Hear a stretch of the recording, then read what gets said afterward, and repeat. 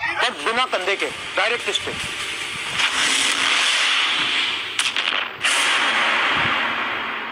तो अब एक और चीज की प्रैक्टिस करनी है। अब अगर पुल आया तो दोस्तों, कुछ लोग कमेंट करके ये सवाल पूछ रहे हैं कि देव भाई, अगर राहुल गांधी पॉलिटिक्स में नहीं आते तो आज कहां होते और क्या कर रहे होते। एक वीडियो में इसका जवाब जरूर दीजिएगा। तो चलो आज के वीडियो में हम इसी के बारे में डिस्कस कर लेते हैं कि राहुल गांधी अगर पॉलिटिक्स ज्वाइन नहीं करते तो क्या करते हैं।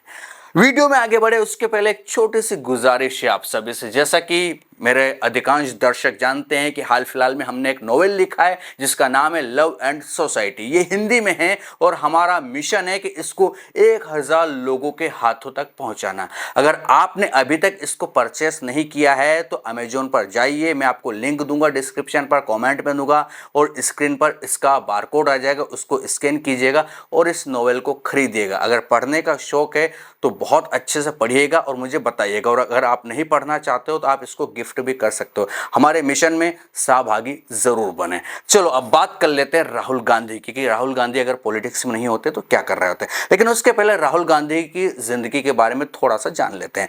तो राहुल गांधी का जन्म 19 जून 1970 को दिल्ली में हुआ। अब सभी को पता ही है कि नेहरू गांधी परिवार से वो बिलोंग करते हैं। उनके पिता राजीव गांधी, दादी इंदिरा गांधी और परदादा जवाहरलाल नेहरू तीनों प्रधानमंत्री रहे। लेकिन राजनीति में जब राहुल गांधी नहीं आए थे उसके पहले उनकी जिंदगी बिल्कुल सिंपल सी थी, साधारण सी थी।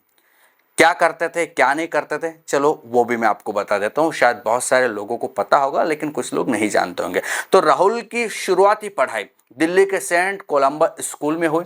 फिर 1981 में वे दून स्कूल देहरादून चले गए। वही स्कूल जहां उनके पिता राजीव गांधी ने शिक्षा ली थी। लेकिन 1984 में दादी इंदिरा गांधी जी की हत्या के बाद सिक्योरिटी की वजह से उन्हें घर पर ही पढ़ाया गया। फिर हाई स्कूल पूरा करने के बाद वे अमेरिका चले गए, हार्वर्ड यूनिवर्सिटी में एंट्री ली। लेकिन 1991 में पिता राजीव जी की हत्या के बाद सिक्योरिटी इश्यूज की वजह से वे फ्लोरिडा के रोलिंस कॉलेज में शिफ्ट हो गए। वहां उन्होंने 1994 में बैचलर डिग्री पूरी की और प्राइवेसी की वजह से ऐसी भी जानकारी मिलती है, मैं ये अपनी तरफ से नहीं बता रहा हूँ, गूगल पर जानकारी है कि उन्हें अपना नाम भी चेंज करना पड़ा था।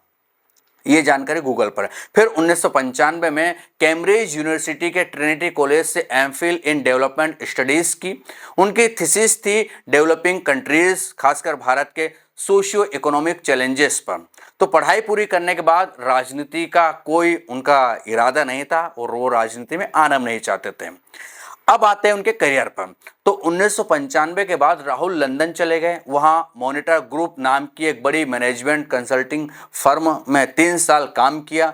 यह फर्म हार्वर्ड बिजनेस स्कूल के प्रोफेसर माइकल पोर्टर ने को फाउंड की थी और यहाँ वे स्ट्रेटजी और बिजनेस डेवलपमेंट पर काम करते थे। मतलब कंपनियों को ग्रो करने का वो प्लान बनाते थे। ये एक हाई प्रोफाइल जॉब थी जहाँ वे एनालिसिस और प्रॉब्लम सॉल्विंग सीख रहे थे। फिर 2002 में वो इंडिया लौट आए किसी कारणवश। मुंबई में उन्होंने बैकऑप्स सर्विसेज प्राइवेट लिमिटेड नाम की एक टेक्नोलॉजी आउटसोर्सिंग कंपनी शुरू की। ये कंपनी बैक ऑफिस ऑपरेशंस पर फोकस करती थी, जैसे कि डेटा मैनेजमेंट, कस्टमर सपोर्ट आदि। ये एक स्टार्टअप था जो दिखाता है कि वे बिजनेस में इंटरेस्टेड थे, यानी कि राहुल गांधी बिजनेस माइंड को कहीं ना कहीं आगे जीना चाहते थे। अगर राजनीति ना होती तो शायद यही जारी रखते वो, या तो कंसल्टिंग एक्सपर्ट बन जाते या टेक बिजनेस को वो बड़ा बनाते। सोचिए आज एक सक्सेसफुल एंटरप्रेन्योर होते, शायद स्टार्टअप इंडिया के फेस भी हो सकते थे। लेकिन सिर्फ बिजनेस ही नहीं, राहुल के पर्सनल इंटरेस्ट की बात करें तो कमाल के हैं उनके कई सारे शौक। तो वे क्रिकेट के शौकीन हैं, बचपन से ही मैच देखना पसंद करते हैं। आउटडोर्स लवर है, मतलब नेचर, ट्रेवल और सबसे खास आइकिडो में ब्लैक बेल्ट है। ये जापानी मार्शल आर्ट है जो डिफेंस और मेंटल स्ट्रेंथ पर फोकस करता है। ये ट्रेनिंग 2009 से शुरू की, लेकिन इससे पहले भी वो फिटनेस में कहीं ना कहीं शौक रखते थे, फिटनेस में उन्हें रुचि थी। तो अगर वो राजनीति में ना होते तो शायद एडवेंचर या फिटनेस फील्ड में होते, जैसा एक स्पोर्ट कोच या एडवेंचर गाइड या स्काई डाइविंग या हाइकिंग ट्रेनर भी हो सकते थे, या फिर यूट्यूब पर ट्रेवल व्लॉग चलाते, क्योंकि उनकी फिटनेस और एक्सप्लोरेशन की स्टोरी तो वायरल हो ही जाती है। कुल मिलाकर कम स्पॉटलाइट वाली लाइफ, ज़्यादा फ्रीडम, ज़्यादा पर्सनल ग्रोथ।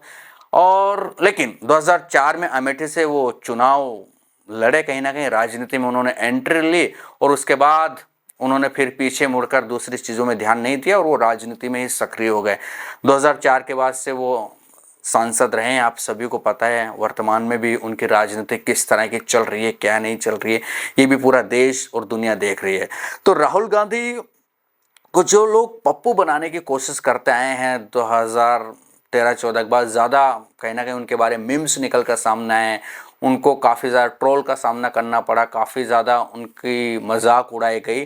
तो उन लोगों को राहुल की एजुकेशन के बारे में सोचना चाहिए कि बंदा कहाँ कहाँ का पर पढ़ा है, कहाँ कहाँ से स्टडीज़ किए, काम भी किया है, ऐसा नहीं कि काम नहीं किया है, दूसरों की कंपनी में काम भी किया है। बताइए, बहुत हाई लेवल पर स्टडी करने के बाद आदमी जाता है बाहर और काम करता है, फिर इंडिया लौट कर आ जाता है।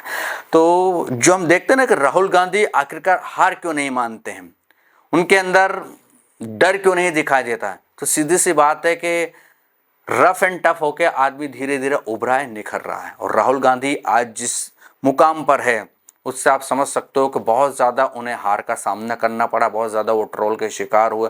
उसके बावजूद भी आज भी वो दमखम से खड़े हैं और वो सोच रहे हैं कि आने वाले वक्त में बहुत सारी चीज़ें चेंजेस होगी, बहुत सारा बदलाव आएगा और राजनीति में उन्हें एक महत्वपूर्ण स्थान मिलने की भी उम्मीद है। जैसे कि बहुत सारे लोग पूछते हैं, सोचते हैं, कहते हैं कि वो राहुल गांधी कब प्रधानमंत्री बनेंगे, कोई कहता है 2029 में, कोई कहता है कि उसके बाद वाले चुनाव में, कोई कहता है कि वो कभी बनेंगे ही नहीं। लेकिन धीरे धीरे लोग उन्हें समझ रहे हैं, उनको बहुत अच्छे जान रहे हैं और उसी की वजह से राहुल गांधी से युवा कनेक्ट होते हुए दिखाई दे रहे हैं। अब राजनीति है देश की, आगे क्या होगा क्या नहीं इसके बारे में कह नहीं सकते हैं, लेकिन हाँ, जो उनके अंदर मैच्योरिटी नहीं थी वो अब दिखाई देती है उनके भाषण में, उनकी बातों में, और जिस तरह से वो अपने बात को रखते हैं, लोगों से मिलते हैं, लोगों की समस्या सुनते हैं, समझते हैं। उससे एक बात क्लियर है कि उनका विज़न बहुत आगे का है। वो देश को किस लेवल पर ले जाने का प्लान करते होंगे